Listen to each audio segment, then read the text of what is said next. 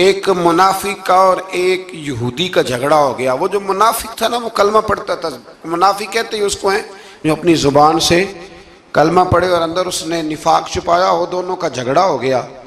نبی کریم علیہ السلام کی بارگاہ میں حاضر ہوئے تو حضور نے فیصلہ یہودی کے حق میں دیا, کلمہ گو کے حق میں نہیں دیا, اس منافق کے حق میں.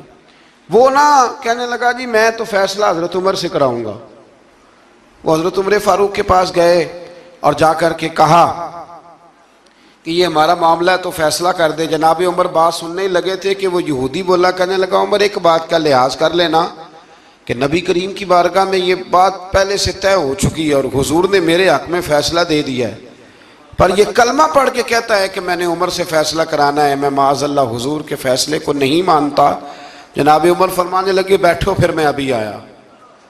حضرت عمر اندر تشریف لے گئے اور تلوار لائے اور تلوار اٹھاتے ہی اس منافق کی گردن اتار دی. فرمایا جو میرے نبی کا فیصلہ نہ مانے عمر کی تلوار اس کا فیصلہ کر دیا کرتی ہے.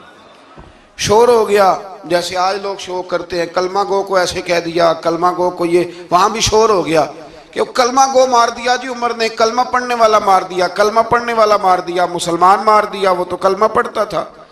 جب بہت شور ہوا تو اللہ تعالیٰ نے قرآن مجید کی یہ آیت نازل فرمائی. فرمایا محبوب کون سا کلمہ اور کون سا اس کا ایمان, ایمان تو تب مکمل ہوگا جب تیرے فیصلے قبول کرے گی. کلمہ پڑھنے سے تھوڑی ایمان مکمل ہوگا, جب تک تیرا فیصلہ ہی قبول نہیں کرتے. تو جس کا رب ہی ایمان قبول نہ کرے لوگوں کو کیا ضرورت ہے شور کرنے کی کہ بڑا ایمان والا ہے.